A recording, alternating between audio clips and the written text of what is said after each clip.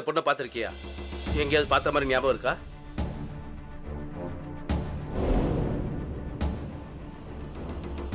பார்த்துருக்கேன்.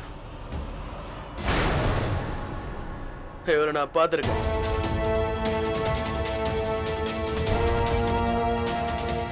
அப்ப எங்க பார்த்தேன்னு சொல்லு. எனக்கு இவ்வளவு ரொம்ப நல்லாவே தெரியும். சரி சரி, எங்க பார்த்த சொல்லு. கேக்குறல்ல, பதில் சொல்லுப்பா. நான் சொன்னேன்ல, இவதான் அந்த தீபிகா பதுக்கோன். நீங்களும் பாருங்க. அழகா இருக்கல்ல? என்ன பார்த்த கிண்டலா இருக்கா உனக்கு?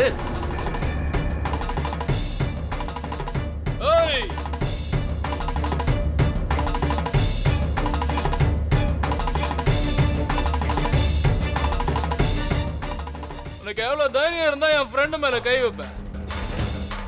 போலாம். வாங்க போலாம்.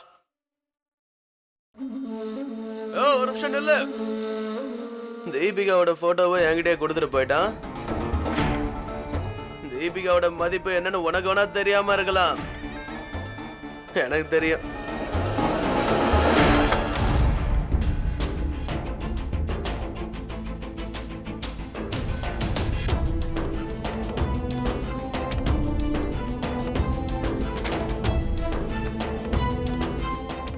அந்த பொண்ணுதான் சைன் பண்ணல.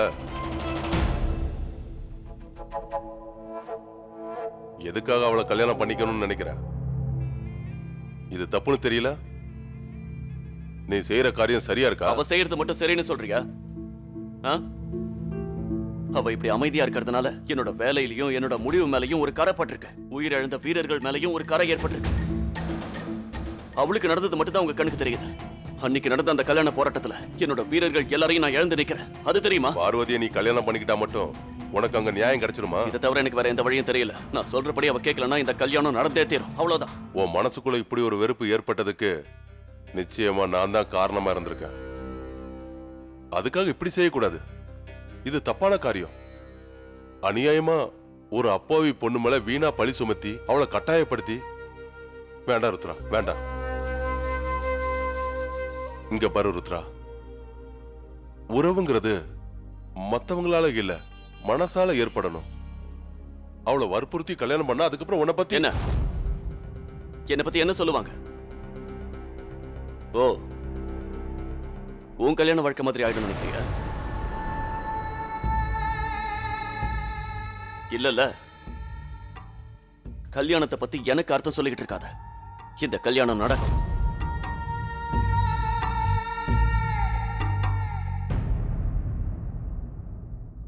கடைசியா நான் ஒரு விஷயத்த சொல்லிக்கிறேன். கல்யாணங்கிறது என்னோட வாழ்க்கையில ஒரு தோல்வியை தான் கொடுத்துச்சு.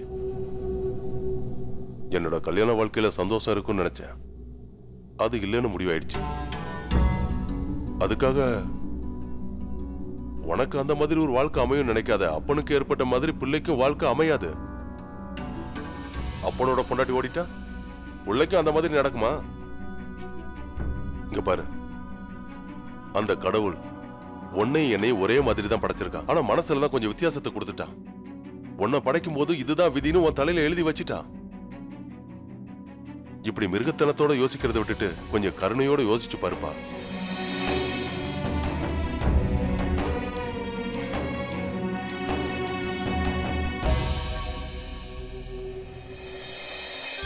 அண்ணி, இது எப்படி இருக்குன்னு பார்த்து சொல்லுங்களேன். இந்த வீட்டு கிரகப்பிரவேசம் பண்ணும்போது நான் இந்த துணியை வாங்கினேன். இதுக்கு ஒரு சூப்பரான மேட்சிங் துப்பட்டா நீங்க தான் தரணும். போன வாட்டி எனக்கு பண்ணி கொடுத்தீங்களா அந்த மாதிரி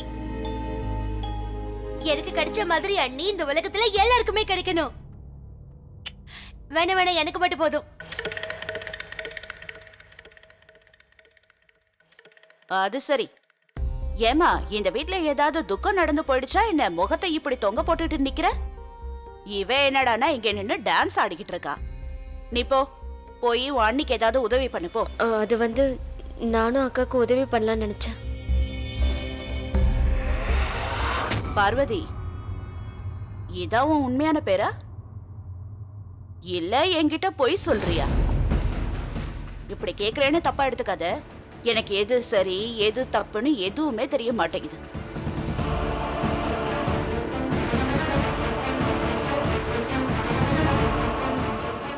புரிஞ்சுக்கிட்டேன். உன் முகபாவம் மாறும்போதே நீ சொல்றதெல்லாம் பொய்ன்னு தெரிஞ்சுக்கிட்டேன். நான் உன்கிட்ட எதையாவது கேட்கும் போதெல்லாம் உன் முகத்துல பயம் ஏற்படுது. ஏன் பயப்படுற? உன்னை யாராவது மிரட்டி இங்க கூட்டிட்டு வந்தாங்களா? எதுவா இருந்தாலும் தைரியமா என்கிட்ட சொல்லு. எப்பெல்லாம் அந்த ருத்ரா உன் பேரை சொல்லி உன்னை கூப்பிடுறானோ அப்பெல்லாம் உன் முகம் மாறுது.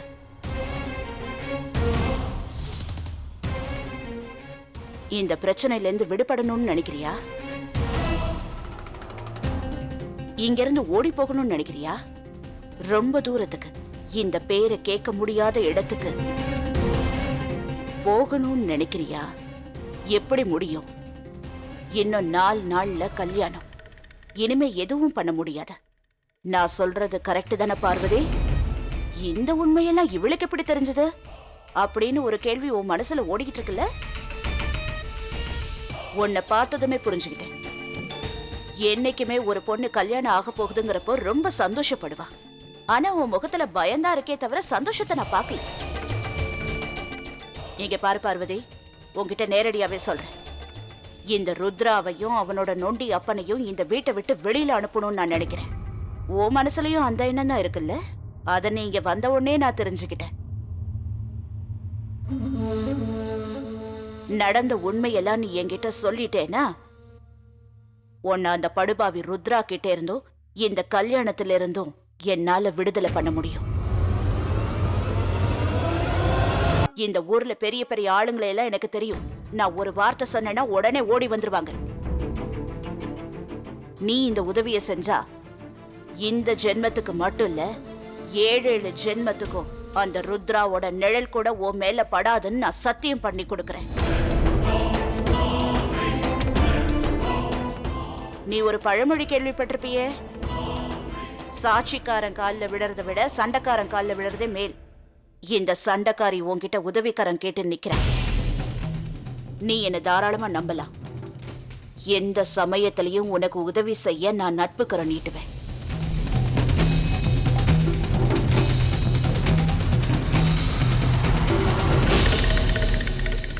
நாளைக்கு காலையில வரைக்கும் நான் உனக்கு டைம் கொடுக்கறேன். விடியறதுக்கு முன்னாடி வந்து எல்லா உண்மையும் சொல்லிடு. மறைக்காம உண்மையை சொல்லணும். நான் உனக்கு உதவி பண்ண ஆசைப்படுறேன். ஓ நல்லதுக்காகவும் ஏன் நல்லதுக்காகவும். ஒருவேளை நீ வரலன்னு வச்சுக்க, அப்புறம் என் மூஞ்சிலேயே முழிக்காது. கடைசியா ஒன்னு சொல்றேன். நீ இப்ப தப்பானவங்க பக்கம் நிக்கிற. நான் இவ்ளோ தூரம் உனக்கு சொல்லியிருக்கேன். எந்த பக்கம் நின்னா நல்லதுன்னு நீயே முடிவெடுத்துக்க.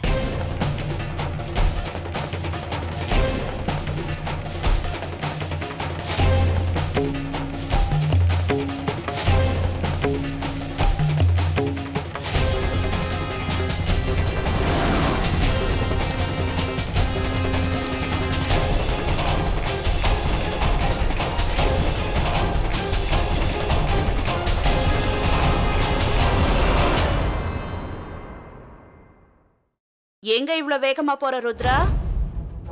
கொஞ்ச நாள் லீவ் போட்டுட்டு ஜாலியா இருக்க வேண்டியதானே? புது மாப்பிள்ள 4 நாள்ல கல்யாணம் ஆக போகுது. நானே உன்கிட்ட பேசணும்னு தான் நினைச்சிட்டு இருந்தேன். இப்ப என்ன பண்ணணும்னு எனக்கு முடிவெடுக்க தெரியல. அது ராத்திரி சாப்பாட்டுக்கு என்ன பண்றதுன்னு முடிவெடுக்க தெரியல. ஏன்னா இது கல்யாண வீடாச்சே. இனிமே இந்த வீட்டுல சமைக்க ஆரம்பிக்கும் போது மாப்பிள்ளைக்கு என்ன பிடிக்கும்னு கேட்டு தானே செய்யணும், இல்லையா? நீயும் வந்துட்டியா? 2 பேரும் சரியான ஜோடி பொருத்தம் தான். உன்கிட்ட தான் தனியா பேசணும்னு வந்தேன். ஆனா உன் பொண்டாட்டிய பாரு, நீ எங்க இருக்கேன்னு தேடி வந்துட்டா.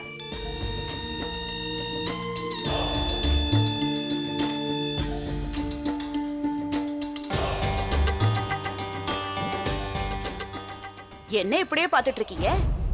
இப்பவே இப்படி பார்த்து முடிச்சிட்டீங்கன்னா கல்யாணத்துக்கு அப்புறம் 2 பேரும் மொட்டை மாடியில நின்னு நட்சத்திரத்தை தான் எண்ணணும். இங்க பாருமா பார்வதி, நீ என்ன பண்றேன்னா நேரா சமயக்கட்டுக்கு போய் உன் வருங்கால புருஷனுக்கு என்ன பிடிக்குமோ அதை சமைச்சு வை.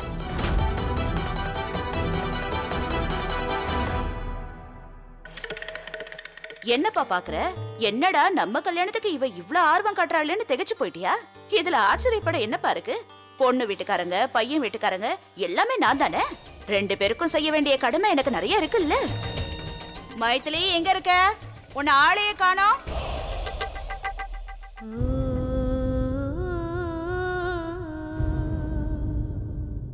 நீ சாகணும்னு ஆசைப்பட்டினா தாராளமா சாகலாம். இந்த இடத்துல நீ சாகிறதுக்கு நிறைய வழி இருக்கு. ஆனா ஒரு விஷயத்தை ஞாபகம் வச்சுக்க. நீ செத்து உன் போன சுடுகாட்டுக்கு போறதுக்கு முன்னாடி அந்த வீர்பூர் கிராமம் இருக்கிற இடம் தெரியாம அழிஞ்சு நாசமா போயிடும். நீ சைன் பண்ணினா நான் கொடுத்த வாக்குப்படி நடந்துப்பேன். நீ சைன் பண்ணலன்னா நடக்க போற இந்த கல்யாணத்தை யாராலையும் தடுக்க முடியாது. அவங்க ஏற்பாடு பண்ணபடி நிச்சயமா 4 நாள்ல இந்த கல்யாணம் நடந்தே தீரும். நடந்த உண்மையெல்லாம் நீ என்கிட்ட சொல்லிட்டேனா உன்னை அந்த படுபாவி ருத்ரா கிட்ட இருந்தும் இந்த கல்யாணத்துல இருந்தும் என்னால விடுதலை பண்ண முடியும்.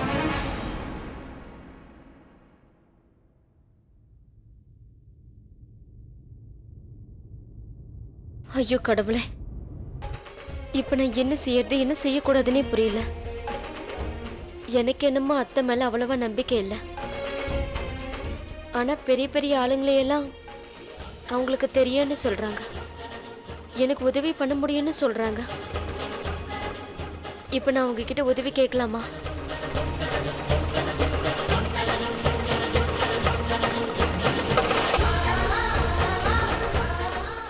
கடைசியா முயற்சி பண்ணி பார்க்கறேன். இதுல என்ன நடந்தாலும் கடவுளே நீதான் எனக்கு துணையா இருக்கணும். நான் எப்பவும் உன்னதான் நம்பியிருக்கேன்.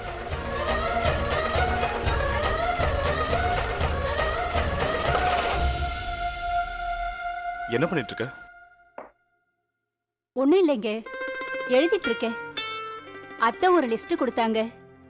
பார்வதிக்கும் ருத்ராவுக்கும் கல்யாணம் இல்லை, அதுக்கு கொஞ்சம் மளிகை சாமானும் அவங்க சொந்தக்காரங்க பேரும் எழுதிட்டு இருக்கேன். உங்களுக்கு ஏதாவது வேணுமா? இந்த பார்வதி இருக்காலே, நம்ம ருத்ராவை கல்யாணம் பண்ணிக்கிறத நினைச்சு ரொம்பவே பயந்து போயிருக்கா. அதுக்கு நீ என்ன பண்ணலான்னு இருக்க? அந்த பொண்ணு கூடவே இருந்து அவளுக்கு தைரியம் கொடுக்கலாம்னு நினைச்சிட்டு இருக்கியா? நம்ம வீட்டை பத்தி, நம்ம தொழிலை பத்தி எல்லா விஷயத்தையும் அவகிட்ட சொல்ல போற, அப்படிதானே? இல்ல இல்லைங்க, நான் நம்ம 2 பேரோட கல்யாணத்துக்கு முன்னாடி நான் உங்களை பார்த்ததே இல்லைன்னு தான் அவகிட்ட சொல்லி வச்சிருக்கேன். நம்ம கல்யாணத்துக்கு அப்புறம் நான் ரொம்ப சந்தோஷமா வாழ்ந்துட்டு இருக்கேன்னு சொன்னேன். என்னங்க, நான் சொன்னதுல ஏதாவது தப்பு இருக்கா?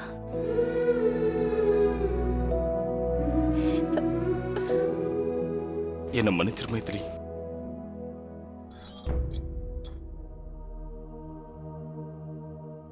இப்பெல்லாம் உன்னை திட்டிக்கிட்டே இருக்கேன், அதை என்னால நல்லா புரிஞ்சுக்க முடியுது. அன்னைக்கு நீ குழந்தைய தத்தெடுக்கிற விஷயத்தை பத்தி பேசின அம்மாவும் உன்னை அன்னைக்கு நல்லா திட்டாங்க. என்னால அதை பொறுத்துக்கவே முடியல.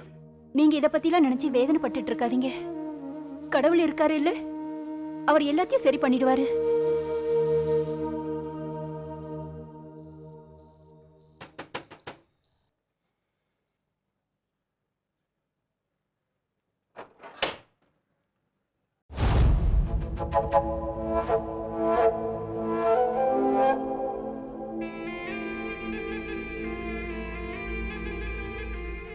இந்த ரூம்குள்ள வரதுக்கு உனக்கே இவ்வளவு பயம் இருக்கு?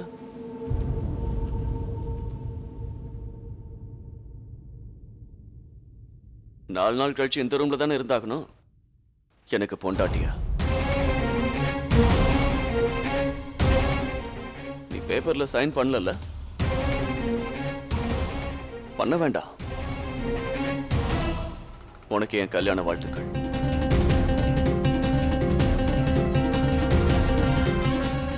ஒரு நிமிஷம் நிக்கிறீங்களா ருத்ர பிரதாப்?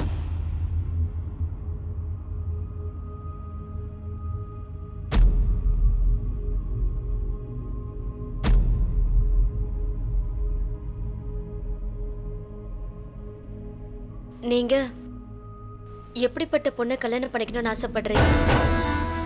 உங்களுக்கு வரப்போற மனைவி எப்படி இருக்கணும்னு நீங்க நினைச்சிருப்பீங்கல்ல? உங்களை மாதிரி கோவப்பட்டு பேசணுமா, இல்ல வாயை முடிக்கிட்டு அமைதியா இருக்கணுமா? உங்களுக்கு அடங்கி போறவளா இருக்கணுமா, இல்ல உங்களை அடக்கிறவளா இருக்கணுமா? அந்த பொண்ணு வாயை விட்டு சிரிக்கலாமா இல்ல அவளோட வாயை மூடிக்கிட்டு மனசுக்குள்ள சிரிக்கணுமா? வாய மூடு. எதுக்கு இப்படி எல்லாம் வளரிக்கிட்டு இருக்க? என் கேள்விக்கு நீங்க பதில் சொல்லுங்க. உங்க மனசுக்குள்ளேயே ஒரு கனவு இருக்கும், உங்க மனசுக்குள்ளேயே ஒரு விருப்பம் இருக்கும். அப்புறம் உங்களுக்கு விருப்பமே இல்லாம நீங்க வெறுக்கிற பொண்ணை எதுக்காக கல்யாணம் பண்ணிக்கணும்னு ஆசைப்படுறீங்க? ரொம்ப பேசிக்கிட்டு இருக்க. உனக்கு தான் எல்லாமே தெரியும்னு சொல்லுவல்ல. எல்லா மனுஷனுக்குள்ள கடவுளும் ராட்சசனும் இருப்பான்னு சொல்வல்ல. என்னோட மனசுக்குள்ள என்ன இருக்குன்னு நீ தெரிஞ்சுக்கிறியா? இந்த ராட்சச மனசுக்குள்ள இருந்த கடவுள் எப்பவோ செத்து போயிட்டான். இனிமே அவன் திரும்பி வரமாட்டான். நீங்க என்ன கல்யாணம் பண்ணிக்கிட்டா நிச்சயமா உங்களோட வாழ்க்கை நல்லாவே இருக்காது. அதுக்காக தான் ஒரு வழியை சொல்லி கொடுத்தேன். சைன் பண்ணிடு. என் கிராமத்து மக்களோட வாழ்க்கையை நான் நாசம் பண்ணணுமா? பொய்க்கு என்ன துணையா இருக்க சொல்றீங்களா? அது எப்படி பொய்ன்னு சொல்ற? 4 நாளைக்கு அப்புறம் கல்யாண மண்டபத்துக்கு நீ வந்து நில்லு. என்னோட கனவெல்லாம் விட்டு தள்ளு. உன்னோட கிராமத்தை காப்பாத்துறதுக்காக நீ கனவு கண்டுகிட்டு இருக்கியே, அந்த புது வாழ்க்கையை ஆரம்பிக்கலாம். எனக்குள்ள இருக்கிற கனவு எல்லாத்தையும் அடியோட அழிச்சிடுற. அன்னைக்கு எல்லையில நடந்த சண்டையில என் ஆசைகள் கனவுகள் எல்லாமே பதிஞ்சு போயிடுச்சு. அதோட என் வாழ்க்கையும் அழிஞ்சு போயிடுச்சு. பார்வதி அந்த இடத்துல செத்து போயிட்டா. அவ தன்னுடைய வாழ்க்கைய பத்தி என்னென்னமோ நினைச்சிட்டு இருந்தா. தனக்கு ஒரு நல்ல கணவனா வந்து சேரணும், அழகான குழந்தைங்களை பெத்துக்கணும்னு. இங்க இருந்து வெளியில போ. போயிடுறேன். நான் உங்களை கல்யாணம் பண்ணிக்க போறேன். இதுதான் என்னுடைய விதின்னு சொல்லி கடவுள் அன்னைக்கு என் தலையில எழுதி வச்சுட்டாரு. அதை மாத்த முடியாது. நீங்க என்ன கல்யாணம் பண்ணிக்க தயாரா இருக்கீங்களா? உங்க அப்பா இதை ஏத்துக்குவாரா? நாம எடுக்கிற இந்த முடிவுல உங்க அப்பா சந்தோஷப்படுவாரா? அப்படின்னா இங்க வா. கல்யாணம் வேணுமா இல்ல சைன் பண்ணணுமா? நல்லா யோசனை பண்ணு, அப்புறம் வந்து சொல்லு.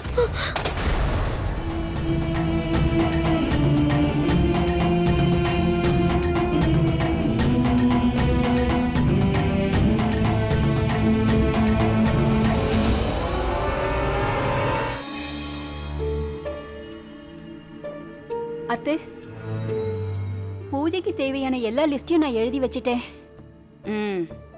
இன்னும் கொஞ்சம் விருந்தாளிங்க பேர் மட்டும் தான் எழுத வேண்டியிருக்கு. அதையும் இன்னைக்கே எழுதிடுறேன். அம்மா பார்வதி, எங்கம்மா போற? உள்ள வா.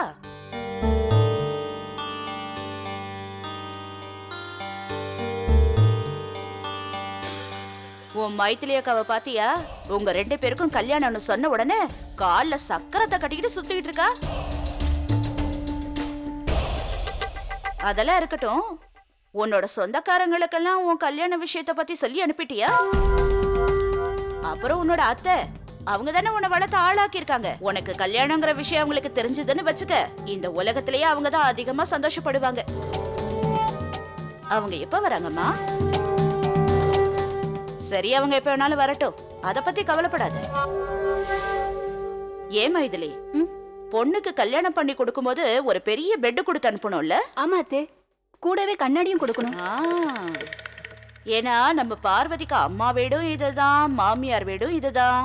அதனால அவ கல்யாணத்துக்கு பெட்டும் கண்ணாடியும் ஏன் சார்பா நான் அவளுக்கு கொடுக்க போறேன்.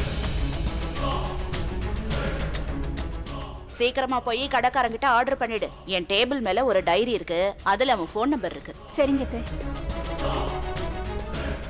போமா.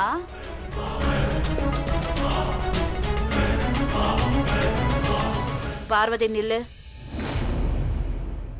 உன்கிட்ட தனியா பேசணுங்கிறதுக்காக தான் மைதிலிய அனுப்பி வச்சேன். வாங்க.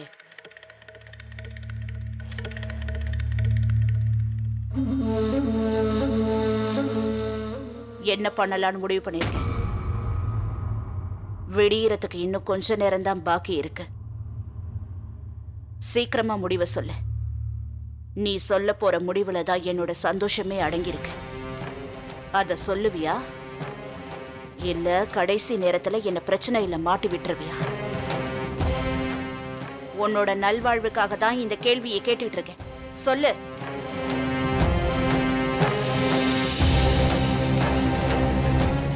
இத பாரு பார்வதி, பெரியவங்க முன்னாடி இந்த மாதிரி வாயை மூடிட்டு இருக்கிறது நல்ல பழக்கம்தாங்கிறது எனக்கும் தெரியும்.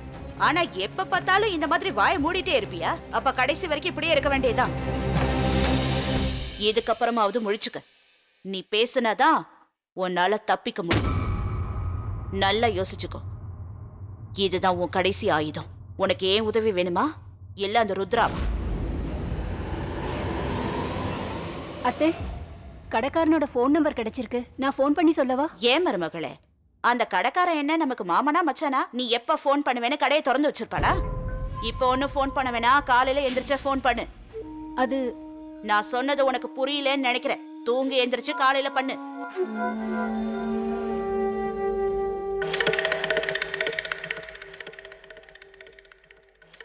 உனக்கு என்கிட்ட பேச பிடிக்கலன்னா போ, வெளியில போய் நில்லு. அங்க போய் நின்னுக்கிட்டு என்ன பண்ணலாங்கிறது யோசி. என்ன இப்ப கொஞ்சம் தூங்க விடு.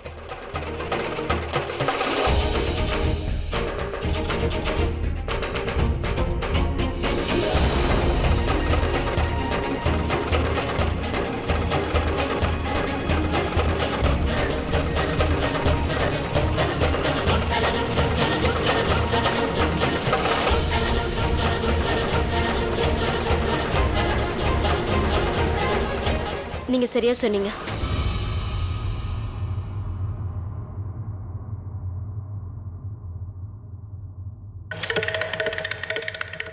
நான் எப்பவுமே தப்பானதை சொல்ல மாட்டேன். சீக்கிரமா சொல்லு. எனக்கு இந்த கல்யாணத்துல கொஞ்சம் கூட இஷ்டம் இல்லை.